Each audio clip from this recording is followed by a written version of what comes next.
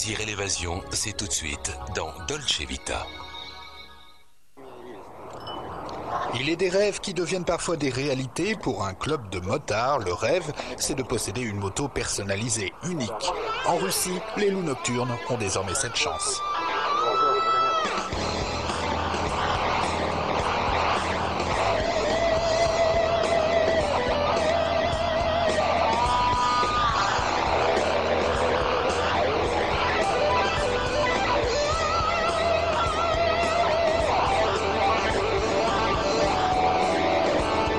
Depuis 2 ans, ce club de motards moscovite possède une machine qui porte son nom, la Louve. Les loups nocturnes, véritables fauves des nuits russes, ne sont pas tous des tendres. Certains ont fait la guerre d'Afghanistan, outre-Atlantique. Bien des Hells Angels américains possesseurs de Harley sont également des vétérans de la guerre du Vietnam.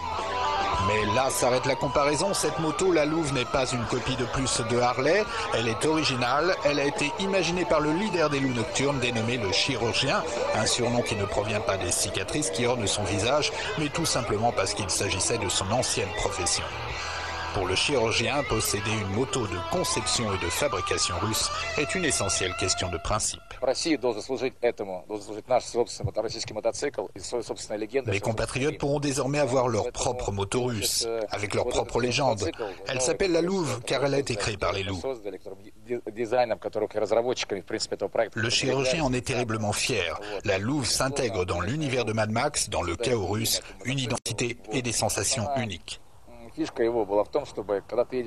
Lorsque vous pilotez une moto japonaise, par exemple, vous n'êtes qu'un parmi d'autres.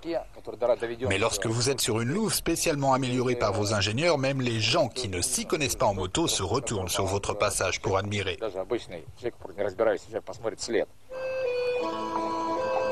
À l'époque soviétique, la moto était certainement l'un des modes de transport les plus économiques et les plus populaires. Les fermiers n'hésitaient pas à enfourcher leurs sidecars, les engins rustiques et indestructibles. La plupart de ces vieilles motos étaient assemblées dans l'usine d'Irbit, une petite ville située dans les montagnes de l'Oural. 120 000 motos y étaient fabriquées chaque année. Cette usine était en fait à l'origine une usine BMW implantée en Allemagne de l'Est. Après la Seconde Guerre mondiale, les Soviétiques démontaient machines et équipements et expédiaient le tout dans l'Oural pour créer l'unité du Irbit. Avec la perestroïka, la production s'effondrait presque totalement. Les ingénieurs concevaient alors un nouveau modèle sous l'appellation Cobra de l'Oural. Mais cet engin, démuni de suspension arrière, s'avérait dangereux pour les conducteurs débutants. 2 ans plus tard, Irbit commençait à produire en série la fameuse Louve, une production uniquement destinée au marché intérieur russe. Vu la réputation médiocre de la fabrique, personne n'y croyait vraiment. Des économistes avaient prédit que la Louve n'avait strictement aucune chance face aux motos japonaises et américaines qui commençaient à être vendues en Russie. Depuis cette année, nous avons commencé à exporter cette moto et cela a été une surprise pour nous de voir que les ventes décollaient à ce point. Désormais, notre modèle se vend dans de nombreux pays, en Amérique et en Europe, affirme le directeur d'Ural Moto. Une des raisons de ce succès est bien évidemment le prix. Une Louve de base se vend 78 000 roubles, soit 2 800 €. 5 fois moins cher environ qu'une Harley Davidson affichée généralement à partir de 14 000 €. Mais attention, les prix ne sont pas les mêmes à l'export puisque la Louve se vend en Angleterre près de 4 200 livres sterling. David Angel, propriétaire d'un magasin de motos à Banbury en Angleterre, pilote avec passion depuis l'âge de 17 ans.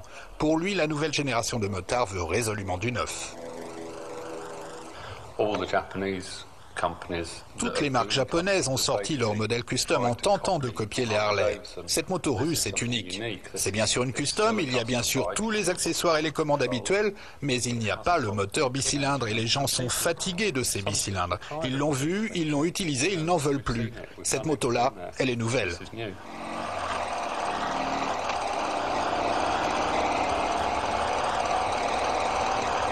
Seul le temps dira si les nouveaux rois de la route conduiront des louves russes dans le futur. Pour l'instant, la Harley Davidson continue encore seule sa carrière de légende.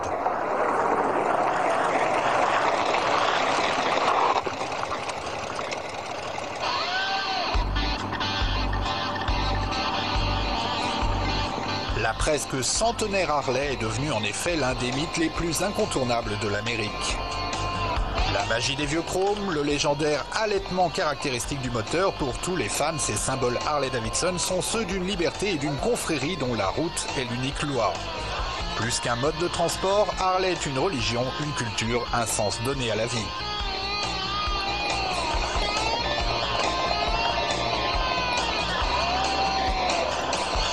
Mais les stéréotypes à la Marlon Brando des années 50 ont bel et bien vécu, car bien sûr tous les bikers ne sont pas forcément rebelles. Les tatouages peuvent n'être désormais que de simples décalcomanies. Les possesseurs de Harley ont certains looks, mais sont le plus souvent des pères de famille. Des rassemblements comme celui-ci à Igoumenitsa en Grèce sont une bonne occasion pour montrer des motos reluisantes au chrome mastiqué. Ce meeting de 5 jours avec pas moins de 9000 participants en provenance de toute l'Europe est un gigantesque événement avec concerts de rock, compétitions, sport nautique, boxe féminine sur fond de boue et concours de t-shirts mouillés. Ces confrontations entre motards animés d'une même passion permettent des comparaisons. Toutes les sortes de Harley sont présentes, y compris les copies indiennes, les assemblages rustiques et les débauches de chrome rutilant. L'image du Hells Angels s'est transformée du dentiste au plombier. La Grèce accueillait une grande majorité d'honnêtes citoyens à la recherche d'émotions, une façon d'échapper à la routine quotidienne.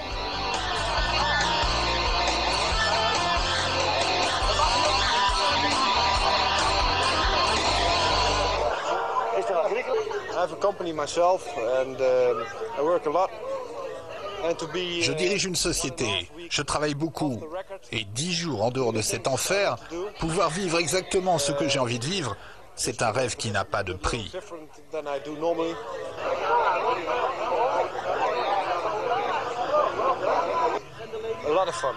C'est beaucoup de fun, vraiment beaucoup. Le but de tout rassemblement, avoue ce possesseur de Harley néerlandais.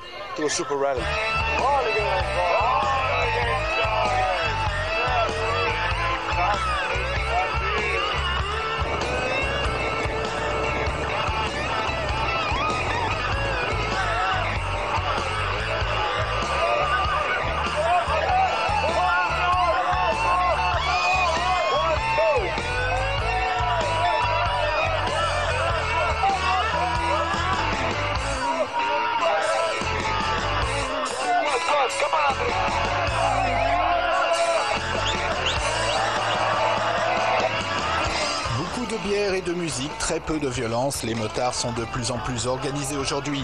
Leurs associations travaillent pour une plus grande sécurité et des droits accrus afin de sauvegarder le plaisir de rouler en toute liberté.